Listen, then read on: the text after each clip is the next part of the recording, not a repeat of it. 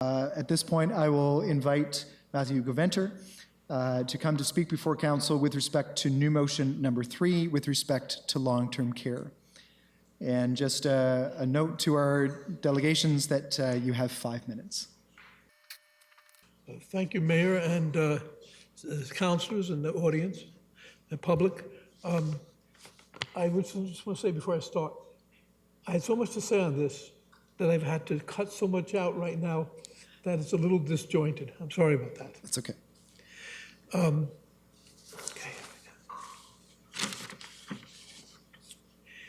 I'm here to address Councillor Holland's and Councillor Stroud's motion on long-term care. I'm speaking on behalf of the Kingston Health Coalition, and as you can see, we're well represented in the audience because this issue is very important to us and to the community. The Kingston Health Coalition is an affiliate of the Ontario Health Coalition. And as you probably know, the Ontario Health Coalition has been very active in this field. Last year we produced a report on the violence in long-term care. It was astounding information and had an impact across the province and the nation.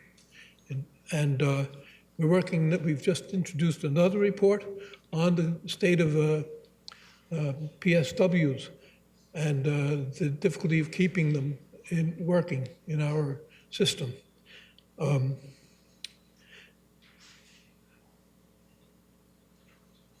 So therefore, it is with appreciation that we are here to express our support for the motion to petition the provincial government to stop the underfunding of our long-term care facilities. We want to reinforce the relevance of this issue to your duties as city councillors, not only because you operate 2 valued long-term care facilities, but because the state of long-term care affects the conditions of life of thousands of your constituents. The residents are affected, the workers are affected, the families are affected, but so are hundreds of people waiting for spaces to open up and by the pressure on acute beds in our hospitals. In preparation for a media conference we are holding February 11th, I've been learning most current information on what people are experiencing. Families, staff, and residents are suffering. The fall rate in our area is between 18 and 23% in long-term care facilities. That's Quality Health Ontario figure, Health Quality Ontario figure. Residents in danger of falling have an individual fall prevention plans because a fall is devastating for an older person, not just physically, but psychologically also. Hence, falls frequently are followed by deterioration and even death. Now, this is not because staff don't care. It's because staff are under so much pressure. PSWs have a very high rate of injury and harm and dropping out of the system. They also suffer severe psychological trauma and guilt when a resident under their care has failed. Such failures are very often due to multiple demands on staff time. A patient needing help to get to a washroom rings for help and soils themselves. But why? Because the PSWs are busy with other patients who have a fall prevention plan, and they're trying to follow that. So this is an ongoing problem for the facilities and for the people. And a family member comes to visit and discovers that the hydration plan has not been followed, and the loved one is suffering physical consequences. Now the family member is not only angry and depressed, but feels guilty that the loved one had to be placed in long-term care. And our report last year documented that violence is endemic, but underreported. Staff don't want to take the time to report pinching, pushing, verbal sexual harassment. They also have a sense that such abuse is part of their job. Having presented a scattering of observations to put a real touch to the need, let me make you aware of what should be. Countries that provide 4 hours personal care per resident have a much lower rate of violence and falls and early deterioration. The number of hours of care that are called for in nursing homes has been studied in detail. tasks required and time to do those tasks. The recommended minimum number of hours is 4.1. Stopping the cuts is only the beginning. We need more facilities to meet the onslaught. We need to provide humane level of service. 30 seconds. Thank you. And we need to be prepared for higher acuity needs, because home care may keep some people in their homes longer, but by the time they enter long-term care, they will be sicker. Hospitals are releasing people to long-term care facilities in a sicker condition as they try to deal with hallway medicine. Thank you very much. Thank you very much. Are there any questions for the delegation? Councillor McLaren. Thank you. I can see why we would need the 4 hours entirely for people who are highly in need of the services, but you're also asking us to justify 4 hours for people who are, minimum 4 hours, for people who are not as needy as some others. Can you justify that for us, please? Yes. Thank you for the question. You know, people who are functioning relatively independently, we would say, what kinds of things would they need? Why is it so essential? It is just as important to keep people functioning well at the highest level possible as to help them manage the challenges as their condition deteriorates. And few residents are going to improve. That is why they're in long-term care. Putting people together who don't communicate well and may have totally different interests in front of television, watching programs that they had not chosen to use, to see, is not adequate. So how do you help people have better lives? First, help them maintain a positive social environment. It involves talking to them about their lives, about what is happening in the world. Help them with capacity to keep in touch. Help them with personal entertainment options. Take them into the open air when possible. Help them socialize with others, with people functioning at a similar level. Secondly, keep ahead of physical issues. Help them with personal activities. Help them to keep mobile. Help them manage minor aches and pains. Talk to them about their health plans and have the person and how the person can follow them. Note early on problems that might be developing. The consequence of that is that they will be healthier longer, and it's a more humane way of treating people. You know, we could even get them to do city surveys. Get them to feel they have some impact on things, right? Give them some meaning in their lives. Great. Thank you. Councillor Straub. Thank you, Worship. Thank you, Mr. Gventer, for your presentation. You spoke about the 4 hours of care per resident benchmark that the Health Coalition is advocating for. To put that into perspective and to sort of give folks an idea of what that means, so and where we are now. So say there were 10 residents in a home, that would be 40 hours of care for the 10 residents minimum, and you'd need staffing, adequate staffing to provide that 40 hours per day per resident. Is that correct? Is that how it works?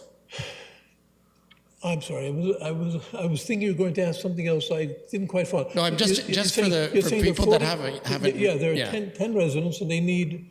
Yeah, so you're advocating for 4 hours care per day. That's right. So that would be 40 hours that the home would have to have adequate funding for staff-wise, right? So enough staff to provide 40 hours of care for 10 residents. That's right. That's how that would work. That's each day. Right. Yes. So in the Health Coalition's understanding, where are we right now in the homes that we have? The numbers that I have seen is that there are around 2.8 hours that are being given on a regular basis. Sometimes it's down to 2.3. I think the province, the previous government, was aiming for something like 3.5. The problem was it wasn't happening. Now they didn't have a standard of care, a minimum number of hours. They instead were working on a number of kinds of services people needed, and working out those standards of care. It seemed to come to 3.5, as I remember. Now I was looking at those numbers a few months ago, so this is just from memory. So That's the best I can do. But yeah, I think around 2.8, 2.3. Okay, so that's about 60 to 70% of the 4 hours per resident that you're advocating for. Yes. So there's a big gap there between where we are now and what you think we ought to be. Yes, very much so. Okay, thank you. Okay. New motion number 3, moved by Councillor Holland, seconded by Councillor Stroud. Whereas as of 2020, the provincial government will be cancelling 2 special funds for long-term care, the High Wage Transition Fund and the Structural Compliance Fund, and funding for daily care and long-term care homes is set to increase by only 1% below the inflation rate. And whereas long-term care patients include psychogeriatric patients, chronic care patients, and patients with mental health and behavioral needs that require specialized staff, yet, according to provincial government data, the resources required for such care are lacking. Whereas Ontario's chief coroner has highlighted the increasing violence in long-term care homes, including resident-on-resident homicide and assault of staff members. Whereas the City of Kingston operates 1 long-term care facility, Rideau Crest, that will be directly impacted by the reduction in funding. Whereas Rideau Crest is a member of the Ontario Long-Term Care Association, which has recently requested a per diem funding model to allow nursing homes more flexibility to meet the needs of residents. Therefore, be it resolved that the City of Kingston joins the 43 municipalities of Ontario in asking the Ontario government to reverse planned cuts to funding long-term care facilities, and that the City of Kingston supports the Ontario Long-Term Care Association's request for a per diem funding model be considered as part of the province's 2020 to 2021 budget deliberations. Councillor Holland. Thank you, Your Worship. So just to start out, I've got an amendment. Councillor Stroud and I have put forward an amendment to make some minor changes to this motion, and the clerks have it. If we could maybe just start with the amendment, that'd be great. Okay, so the amendment is just to delete paragraphs 5 and 7. So that's the last whereas clause and the last resolve clause. Okay, so that's fine. So I'll start your clock again, Councillor Holland, and you can speak to the amendment. Great, thank you. So this was done in consultation with the Kingston Health Coalition and some colleagues. We're interested in pursuing looking at more information on potential funding models, but we felt at this time we would focus on the reduction of cuts and eliminate a proposal based on a particular funding model. So we've removed the reference to the work that's been done so far by the Ontario Long-Term Care Association. Okay, thank you. Is there anybody else then that wishes to speak to that amendment, to the amendment only? Okay, so we will call the vote then on the motion to amend. Please vote.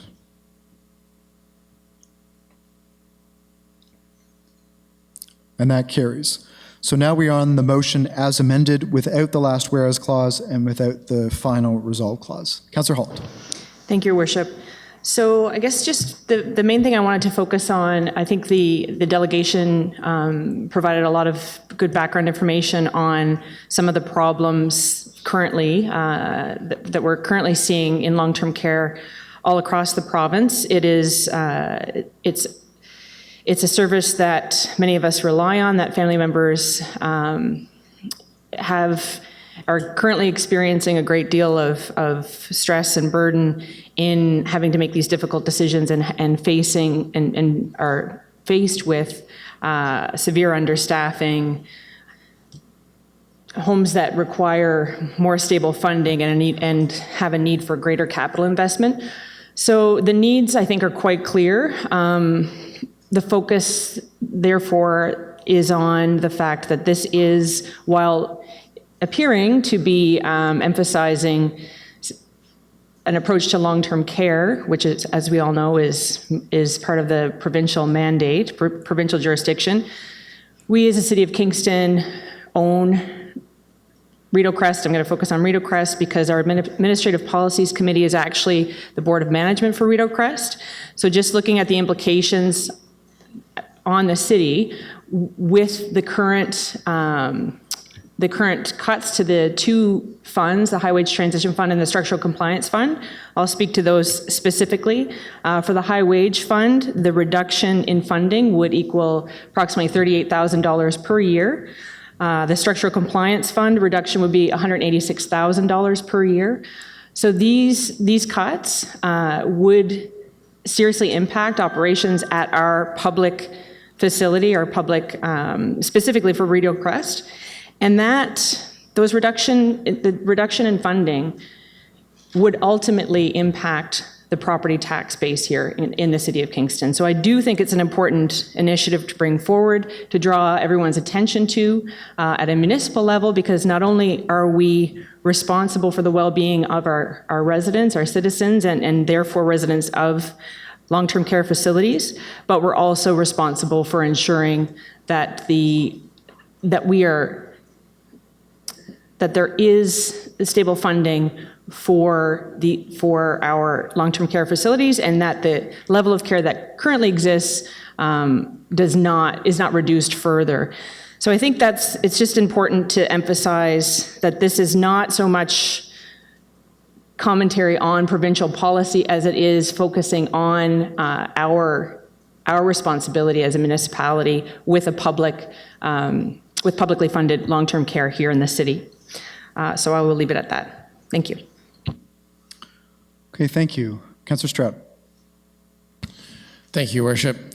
So we're all aware of the aging demographic. The largest demographic, the baby boom generation, is now consuming a greater and greater portion of the healthcare budget.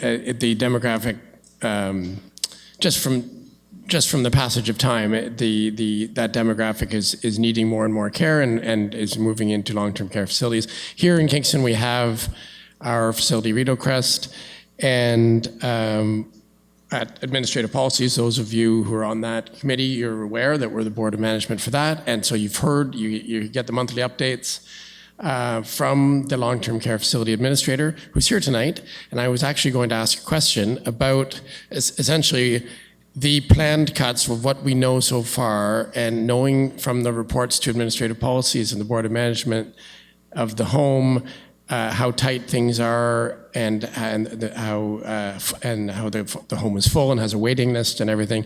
I was basically going to ask, what would be the impact of these planned cuts on the home in the next year? What would be the anticipated impact? Ms. Keys? Thank you. Through you, Your Worship. So these two funding streams that the province is currently looking to eliminate, or is planning to eliminate, has an impact of just over $200,000 annually to the home. At this point, the end of March is when they're planning to cut the structural compliance premium, which is $186,000 annually to the home. And then the end of 2020, they're looking to cut the high wage transition, which is $36,000 annually to the home. So cutting these funding streams ultimately has impact on the overall budget for the home. CEO Hurdle.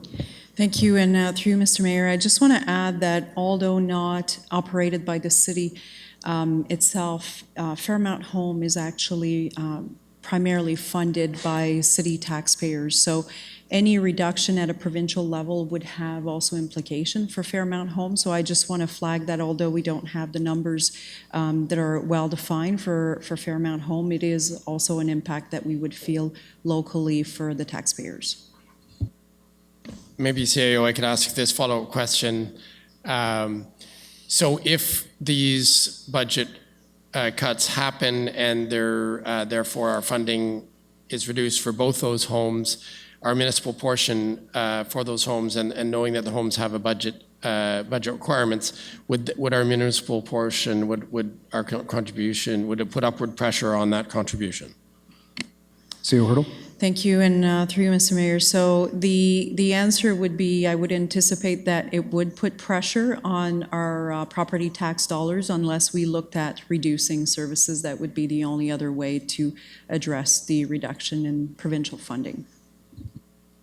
Yeah, so essentially this would be a bit of a downloading onto the municipality by the province, because we we own and administrate one of the homes, and we are a principal funding partner in the other home. So the same goes for any other municipality in Ontario that owns and operates long-term care facilities.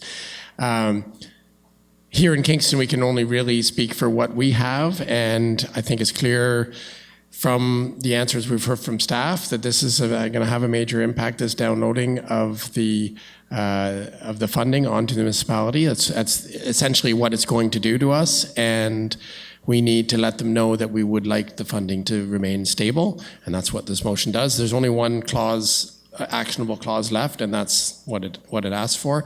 And I think we can say that the advocacy groups that work in this healthcare advocacy field are all in favor of this motion as well. Thank you.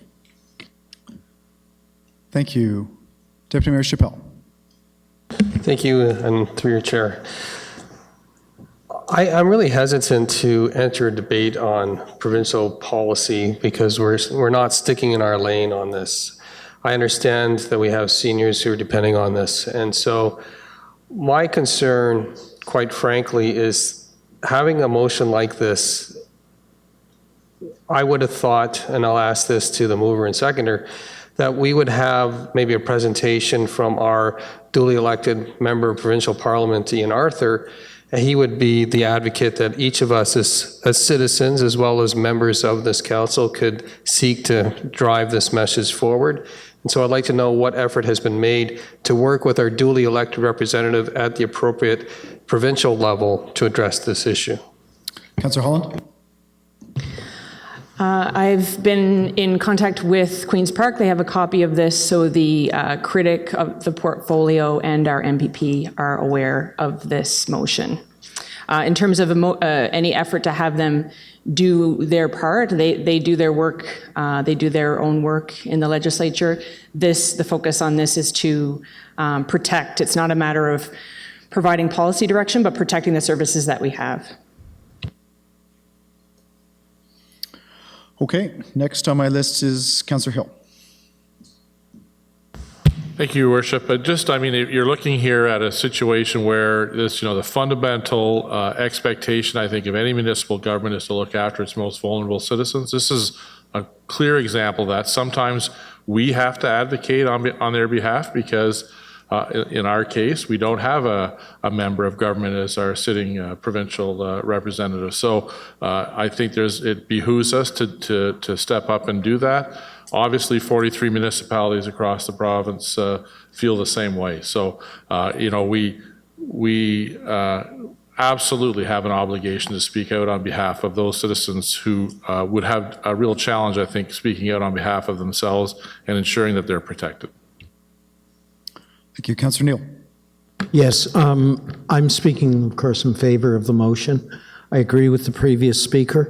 I also want to point out that sometimes, and I can be guilty as charged, we bring motions forward that are on something that's purely a federal or municipal issue, or federal or provincial issue. This is a municipal issue, because we just heard from the CAO that there will be an impact on the services that we provide for the most vulnerable, or it'll cost Kingston property taxpayers in order to address this issue. So I'm frankly surprised anybody would speak against this, but I definitely will support it. Thank you.